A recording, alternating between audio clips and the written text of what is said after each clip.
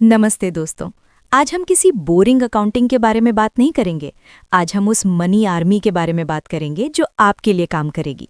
देखिए, आर्थिक आज़ादी का मतलब करोड़ों कमाना नहीं है, बल्कि उन सरल और बोरिंग नियमों का पालन करना है जिन्हें ज़्यादातर लोग नज़रअंदाज कर देते हैं। आज मैं आपको बताऊंगी वे 7 काम जो आपको सैलरी वाले दिन ही करने चाहिए ताकि आप पेचेक टू पेचेक के चक्र को हमेशा के लिए तोड़ सकें। जैसे ही आपके अकाउंट में सैलरी क्रेडिटेड का मैसेज आए, सबसे पहला काम है अपनी नींव को बचाना। आपके मिनिमम डेबिट पेमेंट्स आपके घर की नींव की तरह हैं। हो सकता है कि ये सुनने में बहुत रोमांचक ना लगे, लेकिन क्रेडिट कार्ड, कार लोन या स्टूडेंट लोन की न्यूनतम किश्त चुकाना गैर प्रकारम्य है, यानी नॉन नेगोशिएबल है। याद रखिए, सिर्फ एक किश्त चूकने से आपका क्रेडिट स्कोर 50 पॉइंट तक गिर सकता है, जिससे भविष्य में आपको घर या कार के लिए मिलने वाले लोन पर हज़ारों रुपए का अतिरिक्त ब्याज देना पड़ सकता है।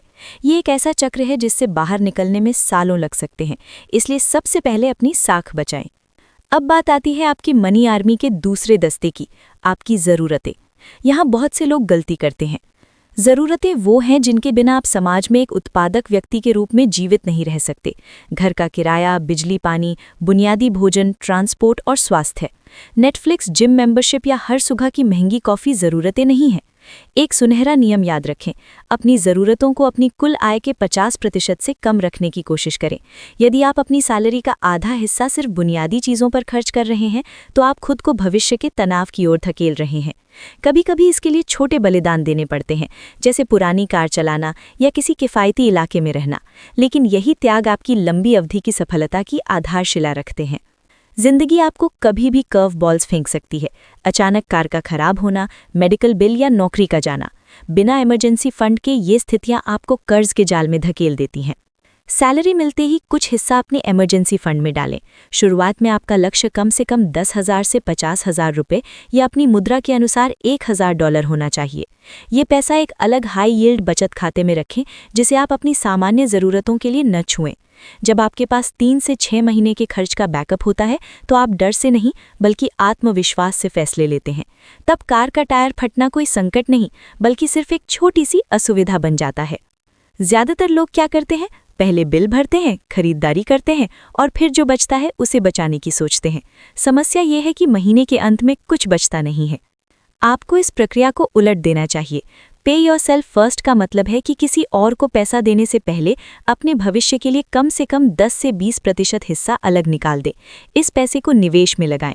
याद रखिए, कंपाउंड इंटरेस्ट दुनिया का 8वां अजूबा है। यदि आप 25 साल की उम्र में हर महीने थोड़ा थोड़ा निवेश करना शुरू करते हैं, तो वो 35 साल की उम्र में शुरू करने वाले व्यक्ति की तुलना में कहीं ज़्यादा बड़ी संपत्ति बनेगा। समय ही आपकी सबसे बड़ी संपत्ति है। यदि आपके पास ऐसा कर्ज है जिसका ब्याज 15% से ज़्यादा है, जैसे क्रेडिट कार्ड का कर्ज, तो उसे खत्म करना आपकी प्राथमिकता होनी चाहिए। क्रेडिट कार्ड कंपनियां आपकी दोस्त नहीं हैं, वो एक ऐसी मशीन है जो आपकी मेहनत की कमाई को धीरे धीरे निचोड़ने के लिए बनाई गई हैं। आप 2 तरीके अपना सकते हैं। एवेलांच मेथड, सबसे ज़्यादा ब्याज वाले कर्ज को पहले खत्म करें। ये गणितीय रूप से सबसे सही है। स्नोबॉल मेथड, सबसे छोटे बैलेंस को पहले खत्म करें। ये आपको मानसिक जीत और आगे बढ़ने की प्रेरणा देता है। चाहे जो भी तरीका चुनें, सैलरी वाले दिन एक अतिरिक्त भुगतान करें ताकि मूल राशि कम हो सके। सच तो यह है कि आपकी इच्छा शक्ति इतनी मजबूत नहीं है कि वो हर महीने सही फैसला ले सके। हम इंसान हैं, हमारा दिमाग हमें तात्कालिक संतुष्टि की ओर ले जाता है। इसका समाधान है ऑटोमेशन। अपनी सैलरी वाले दिन के अगले दिन के लिए ऑटोमेटिक ट्रांसफ़र सेट करें। आपका निवेश, इमरजेंसी फंड और बिल पेमेंट्स सब अपने आप होने चाहिए। जब पैसा आपकी आंखों के सामने से हटने से पहले ही अपनी सही जगह पहुंच जाता है, तो आपको उसे खर्च करने का लालच ही नहीं होता। सिस्टम हमेशा इच्छा शक्ति से जीतते हैं। क्या आपने कभी सोचा है कि आपका पैसा कहाँ जा रहा है? बहुत बार ये सब्सक्रिप्शन वैम्पायर की वजह से होता है। सैलरी वाले दिन अपने पिछले महीने के स्टेटमेंट को एक बार ज़रूर देखें। वो छोटे छोटे 100-200 रुपए के सब्सक्रिप्शन जिन्हें आप भूल चुके हैं, साल भर में हज़ारों रुपए बर्बाद कर देते हैं। जो ऐप या सर्विस आप पिछले 1 महीने से इस्तेमाल नहीं कर रहे, उन्हें तुरंत कैंसिल करें। साथ ही ग्रोसरी के लिए एक लिस्ट बनाएं और सेल के हिसाब से खरीदारी करें। बिना योजना के की गई खरीदारी आपके बजट में छेद कर देती है। दोस्तों, ये 7 काम करना शुरुआत में थोड़ा असहज लग सकता है। आपको लगेगा कि आप अपनी पसंद की चीज़ों से समझौता कर रहे हैं, लेकिन याद रखिए, आप जो आज निर्णय ले रहे हैं वो आपके 10 साल बाद वाले स्वयं के लिए एक तोहफा है। क्या आप 70 साल की उम्र तक काम करना चाहते हैं क्योंकि आपके पास कोई विकल्प नहीं है? या आप आज थोड़े अनुशासन के साथ भविष्य की आज़ादी खरीदना चाहते हैं? आर्थिक आज़ादी रातों रात नहीं मिलती, ये एक मैराथन है। हर महीने लिया गया एक छोटा सा सही कदम आपको उस जिंदगी की ओर ले जाएगा जिसका आपने सपना देखा है।